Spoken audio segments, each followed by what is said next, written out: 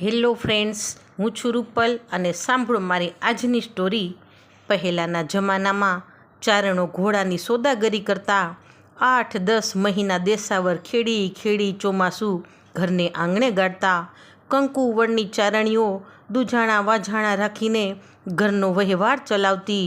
ઉનાળાની રાતે રોજ રાસડે ઘૂમતી અને ગામધણીના ને રામ સીતાના ગીતો ગાતી અને પોતાના પતિની રાહ જોતી। પ્રભાતનો પહોર ઉગમણે દિશામાં કંકુડા વેરે છે, ગામની સીમ સોને ભરી છે। તે તાણે સમજુબાઈ નામની જુવાન ચારણી કૂવા કાંઠે બેડું ભરે છે। કાળી કામડીમાં ગોરું મોં ખીલી રહ્યું છે। ચારણીએ ખૂબ શોખીન કે રાતના રાસ લેવામાં તે થાકતી નથી। સવારે ઉજાગરી રાતી આંખો હિંગોળે ભરી ભાસે છે, તેમાંય સમજુબાઈની આંખો તો રોજ આવી રાતી ચોર રહેતી કે લોકો કહેતા કે આય તો 84 લોબડિયુંવાળી દેવ્યું ભેળા રાતે આભા મંડળમાં રાસ માંડે છે, એટલે આઈની આખું રાત્યું છે। સમજુબાઈ તો દેવીનો અવતાર હતી। સમજુબાઈનું તો રૂપ એવું હતું કે ઉજાગરે ભરી આંખો એના રૂડપમાં ઉમેરો કરતી। માટીના માનવી એ રૂડપના અંગારાને ફૂલ સમજી દોથા ભરવા લોભાય છે ને એવા તો કેટલાય કમતિયા દાજ્યા છે। કૂવાને કાંઠે સમજુબાઈનું એવું નીતરતું રૂપ નીરખીને એક આદમી ચાલ્યો ગયો। આઈનું ધ્યાન તો સિંચવામાં છે, માથેથી કામડી ખંભે સરી પડે છે। કૂવાના નીરમાં પડછાયો દેખીને સમજુબાઈને પોતાનો પરદેશ ગયેલો ચારણ સાંભળે છે। અષાઢની વાદળીઓ આભમાં બંધાતી આવે છે, મોરલા ગળકે છે, સાંજની રૂંઝીઓ રડીને દીવે વાટ્યો ચડી। તે ટાણે સમજુબાઈની ખડકી પર કોઈક અજાણ્યો ટવકો પડ્યો, ગઢવો છે કે ઘરે ઉઘાડજો, અને સમજુબાઈએ બારણું ઉઘાડ્યું। ચારણ તો ભણે ગામત્રે ગયા છે એમ કહેતી ચારણી ઊભી રહી। જુએ તો અજાણ્યો રાજવંશી પુરુષ ભેળો એક આદમી સવારે કૂવા કાંઠે સમજુબાઈને જોયા હતા। તે અજાણ્યો આદમી બોલ્યો, આય આ મેપો આપણા નગરના ધણી ગઢવાની હાયરે તેને સારા સંબંધો છે। મેપા ભાઈનો આદરમાન કરો આજ, ખમ્મા મારા વીરા તમારી દિવાળી સુધરે। એટલું જ્યાં જુવાન ચારણી બોલે ત્યાં તો ઓસરીમાં ઢોલિયો પડ્યો તો તેના ઉપર નગરનો ભીમો બેસી ગયો। બેસીને બોલ્યો, ભાભી દેવતા લાવજો, હોકો ભરીએ। ભાભી શબ્દ સાંભળતા તો ચારણીના માથામાં ચસકો નીકળ્યો, જાણે કોઈએ કુહાડા લમણા પર માર્યા હોય તેવું લાગ્યું। કોઈ દિવસ ભાભી શબ્દ સાંભળવાનો એને અનુભવ નહોતો। દેવતા દીધો તો ભીમાએ બીજી વાર ભાભી કહી દૂધ માગ્યું। સમજુબાઈની ખાયા ધણેણી ઉઠી, દૂધ દીધું। ત્રીજી વાર ભાભી કહી પાણી માગ્યું અને ચારણીને એ વેણ ઠેઠ અંતરમાં ઉતરી ગયું। ચારણીએ જોયું તો ઢોલિયે બેઠેલો રાજાના રૂવાડે કામ પ્રગટ થયો છે। એકલી બાઈ જોઈ વિકારના અંગારા બળે છે। લે બાપ, તારે જે જોઈતું હોય એ બધું લે, એમ અવાજ સંભળાયો। સામે આવીને ચારણી ઊભી રહી, કામડીમાં ઢાંકેલ એક થાળી હાથમાં લીધી છે, કાયા થર થર કંપે છે।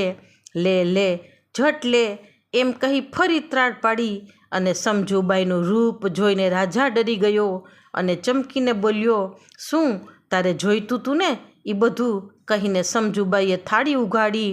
અરર આય, ભીમાનો સાદ ફાટી ગયો। થાળીમાં સમજુબાઈ પોતાના અંગ કાપી નાખ્યા। ના ભૂલ્યો, આય નહીં ભાભી, ચારણી આંખો ઘુમાવતી હસવા લાગી। લે ભીમો બોલ્યો, એ આય હું ભૂલ્યો, ઘર ભૂલ્યો। રાજાએ હાથ જોડ્યા, અરે હોય નહીં, આ લે કહીને, હે રાજા, ચારણી એટલે બહેન, છતાં હે કચ્છમાંથી આવેલા રાજા, તે ભાભી એવું કુવચન મારા ક્યાં અપરાધે કાઢ્યું? મારો ધણી નથી એ તને ખબર છે, તું મને એકલી સમજી ને શું સમજસ? સાંભળીને રાજા ભાગ્યો। પાછળ થાળી સોતી ચારણીએ દોટ દીધી, લેતો જા બાપ, લેતો જા। એવા સાદ કરતી સમજુબાઈ પાછળ પડી। આ ચારણીનું રૂપ તો લોઢું છે રાજા।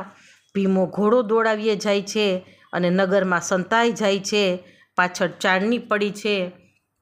નગરના મહેલમાં જામે સાંભળ્યું કે ચંડિકા સમી ચારણી તલવાર વડે તેના શરીરના ટુકડા કરતી ને સીમાડે લોહી છાંટતી ચાલી આવે છે. રાજા ડરી ગયો અને સામો ગયો. મોઢામાં તણનું લઈને બોલ્યો કે હે સમજુબાઈ, હે માતાજી, મને પારકાએ ચડાવ્યો અને હું ભાન ભૂલી ગયો.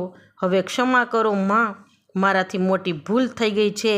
સમજુબાઈ શાંત પડ્યા કે હું તને એક શરતે માફ કરું છું.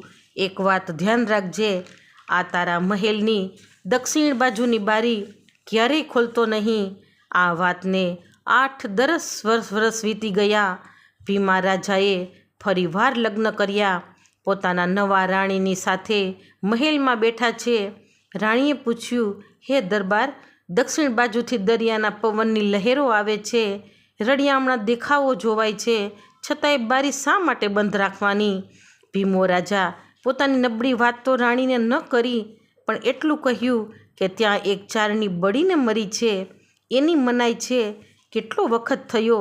રાણી બોલી, 10-12 વર્ષ થયા આ વાતને. રાજા બોલ્યો. નવી રાણીને અજુગતું લાગ્યું કે 12 વર્ષે કાંઈ એની મનાઈની ગણકારવાની હોય.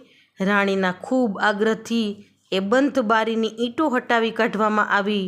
સામે જ દરિયાનો વિશાળ ખારો પાટ વરસાદના જળમાં ડૂબેલો પડ્યો હતો. બરાબર સમજુબાઈના ઘરેથી જે રસ્તો આવતો હતો તે જ એ હતો, પણ અત્યારે આ રસ્તો પાણીમાં ડૂબેલો હતો. આગે જાણે એ પાણી ઉપર આગ બળતી હતી. ભીમા રાજાએ રાણીને બોલાવ્યા. આંગળી ચીંધી રાણીને કહ્યું, જુઓ રાણીજી, ઓલી જગ્યાએ પાણીની સપાટી પર ભડકા બળે ત્યાં એ સમજુબાઈ ચારણી બળી મરેલી. પણ રાજા ભીમો જ્યાં આંગળી ચીંધાડવા જાય ત્યાં તો એ દૂર બળતી જ્વાળા આંગળીને ચોટી ભડ કરતું આખું અંગ સળગી ગયું. રાજા બળીને ખાખ થઈ ગયો અને રાણીને ખૂબ પસ્તાવો થયો. ગામના મોટા ચારણો આ વાત જાણતા હતા અને તે બોલ્યા કે ચારણની અંદર અને ચકમકની અંદર બેસુમાર અગ્નિ છુપાઈ રહ્યો છે. દેખાવમાં ચકમક ઠંડો છે, પણ એની સાથે ઘર્ષણ થાય ત્યારે બળીને ખાખ કરે તેવા તણખા જરે છે. તેવી જ રીતે 10 વર્ષ પહેલાં બળેલી સમજુબાઈની અંદર ઊંડાણે આગ આજે પણ બળતી હતી. કોઈને સપને ન હતું કે આટલા વર્ષે સમજુબાઈ બાળી શકશે, છતાં ત્યાંથી છૂટીને એ તેને વળગી અને ભસ્મ કર્યો. વાહ સમજુબાઈ, વાહ, કે 10 વર્ષે પણ ઈમાનદારી અને સંસ્કારના તણખા તારામાં છે. એટલે સમજવાનું એ છે કે ક્યારેય કોઈ રાફડાને જૂનો સમજીને ઉખેડવો નહીં, કારણ કે એમાંથી કોઈક દિવસ ઝેરી સર્પ નીકળી પડે છે, જેવી રીતે સમજુબાઈ કાળા નાગની જેમ નીકળ્યા. તો ફ્રેન્ડ્સ, જો આ સ્ટોરી ગમે તો like, share and subscribe. Thanks for watching.